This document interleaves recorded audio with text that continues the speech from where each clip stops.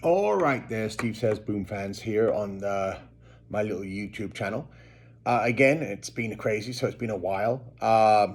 Things have been happening. Obviously, the most important in regards to social media and stuff, of course, is my new partnership with John Cimino on the Steven Cimino Says Boom podcast that we do once a week.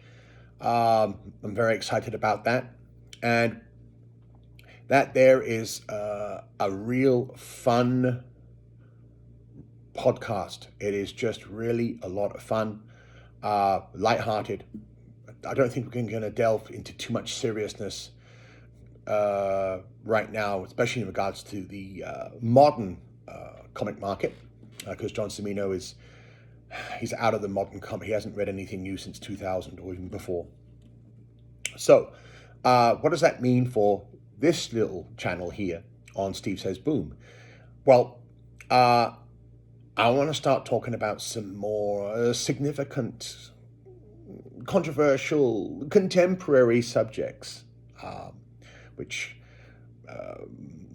you know, more modern and younger readers may be able to relate to more. Now, today, I want to talk about something that happened by sheer accident.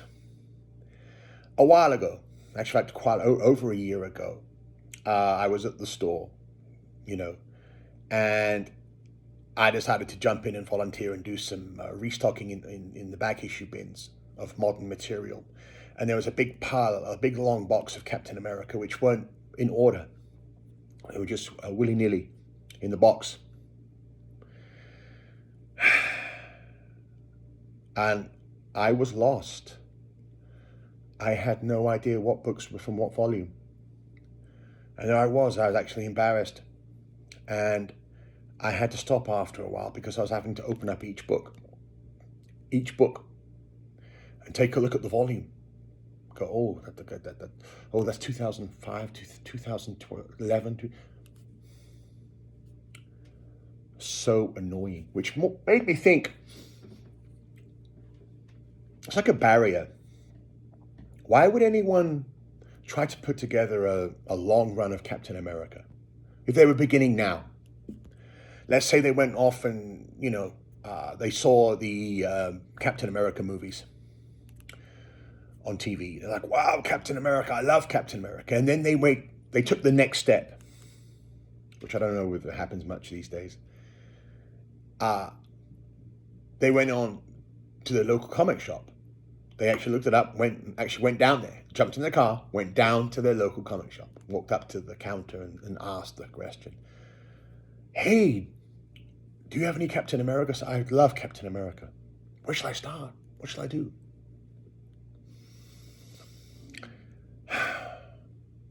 With that as our context, let's take a look at where Captain America has been these last couple of years. So, of course, Captain America, the Silver Age run starts at issue 100. I remember when I first began collecting, I was like, well, where's the early issues? And then finally, someone told me about Tales of Suspense. And then after I bought the price guide, the Overstreet price guide, which I always have my little price guide with me, I realized Tales of Suspense issues 59 to 99. But then the title changes to Captain America 100. It went on to issue 454. Easy. At that time, if you were going in to get your Captain Americas, you go into the store, there'd be maybe a long or two long bins, and then you'd flick through, going backwards. You're like, wow, okay. Easy. Then, of course, we have Heroes Reborn. I'll get into that subject another day because that really pains me. So you had 13 issues of Heroes Reborn. And then back, Heroes Return in 1998. You have, quote, according to the price guide, Volume 3. Volume 3 starts in 1998, begun by Mark Waid, of course. It goes on to 2002. Then the series gets cancelled, and then we started again. Volume 4, 1 through 32. 202 to 2004. So you can imagine that's sort of okay. If you had your boxes at the store, you would just list them Volume 1, Volume 2, Volume 3, Volume 4. So far, you can do that okay. Then you get Volume 5, more famously known as the Brubaker run, 1 through 50, with 2005 to 2009. Interestingly enough, there's no volume listed in the guide. It has no volume. It's just 1 through 50. And then this is where the marketing geniuses at Marvel decide they want to make a little bit of extra money. So they're like, what about those people that were collecting in the old days? Maybe they want to get an issue 600 of Captain America. Issue 600. So let's start off with issue 600. Beautiful variant covers. It's got this huge, like 68-page issue. Like, yeah, money, money, money, money, money. Goes to issue 619. And then it gets confusing. Because then you have Captain America branching off, and it's Captain America and it would have another title, another character underneath it. That ran from 620 to 640, ending in 2013. While, of course, you also had, would it be Volume 6? Volume 6 in 2011, again, Brubaker, 1 through 19, his last little run on Captain America. And then I forget, again, it's not in the guide as Volume 7. You have the Rick Remender series, 1 through 25, 2013 to 2014, which of course has the last, everyone looks after the last issue right now because of the Falcon becoming Captain America. Okay. And then this is where it gets nuts. Marvel's marketing geniuses, quotes, decide, well, why don't we go back to like Marvel Legacy? Let's try and, make all those old timers happy and go back to the original number and add in some other factors. And it starts at $6.95. $6.95. So it's like, okay, so it ended at Captain America and ended at $6.40, but now we're at $6.95. So okay, they're including, what are they including? It's just a mess. Okay. For someone who is fully engaged and can spend their whole day doing this, go down to a store and do the whole thing, that's fine. But what if just someone comes in and says, hey, I'm trying to put my run together, Captain America, what have I got to do? When they see all this, I'm curious. Has anyone, especially, this is a really good question, has anyone started collecting Captain America recently and then gone back and had to deal with any of this to work out who, what, why, or when? Or was it easy? Or is it just me being old? So anyway, Marvel Legacy goes from $6.95 to $7.04. It's like a couple of damn issues. It meant that they could get another anniversary big issue out there, which was the issue 700.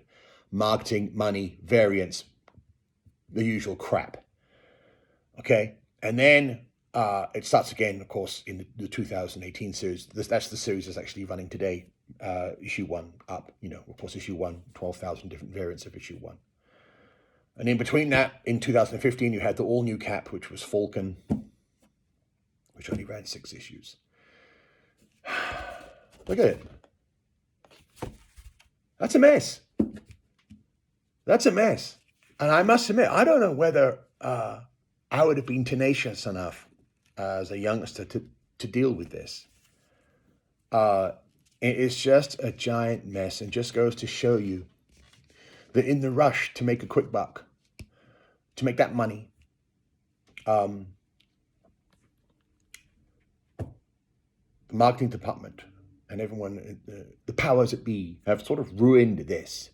Realistically speaking, if I'd been in control, you would have just had the numbers going down. Okay? It wouldn't have ended at 454. We would never have had Heroes Reborn. Okay? That travesty, that Rob Liefeld mess. Okay? It would have just been a nice, you would go into a store, you would go in there and you see Captain America, you go, I love Captain America. What issue is on right now? Oh, it's on issue 750. Wow, it's that successful? It's been going on that long? And then, boom, it could go back. Now, of course, as a publisher, you're not interested in back issues. You're not interested in it at all. You want to get your number ones out. You want to get your trade paperbacks and hardcovers and variants. That's how you're going to make your money. As a publisher, you're not making any money once those issues have been purchased and ordered, and then they're in the back issue bins and then they come out. That's nothing to do with you. I understand that. But the loyalty and longevity of the fans is something that you should be aware of and trying to appease, trying to make happy. Because us collectors, us comic collectors, are usually of a certain type. When we get, hardcover editions, we like them on the shelf with all the same, headdress, everything nice and neat, tidy. It's the way collectors, 9 times out of 10, are just like that. A lot of them are very anal retentive, okay? A lot of them have ADHD. It has to be perfect. This is a complete and utter mess, in my opinion. And this is just one title. The same thing happened on Amazing Spider-Man, Avengers, you name it. It's just billions and reboots and reboots and reboots and reboots. Going back to Marvel Legacy, we're going to have, you can bet your bottom dollar they're going to have Marvel Legacy issue 800, Marvel Legacy 900, Marvel Legacy 1,000 issues of Captain America. Then 5 issues later on, they're going to go back to a brand new number 1 with a brand new hot team and 5 million more variants. How dumb? How dumb do they think we are? Because I swear that the readership is going down. The readership, people who are actually reading these books, is going down. People who are flipping and buying, they don't care. Bring me out those number 1s. Bring me out that 1 in 500. Bring me out that 1 in 1,000. I'm going to flip that book on eBay. I don't give a damn what's going on in the story. So, I'll leave it open to you guys. Am I being just an old crotchety old fogey? Or am I speaking some sense here? Do you think it would have been better just to have the single run going through? Just having the different creators and stuff coming on?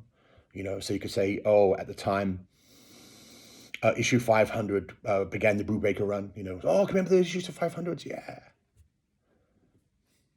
Anyway, let me know how you feel. And I'm going to be doing, some more content on this channel a lot. So keep an eye out. And again, please watch my podcast there, the Steve and Semino Says Boom podcast, which is usually on Wednesdays, YouTube, released at about 8 o'clock.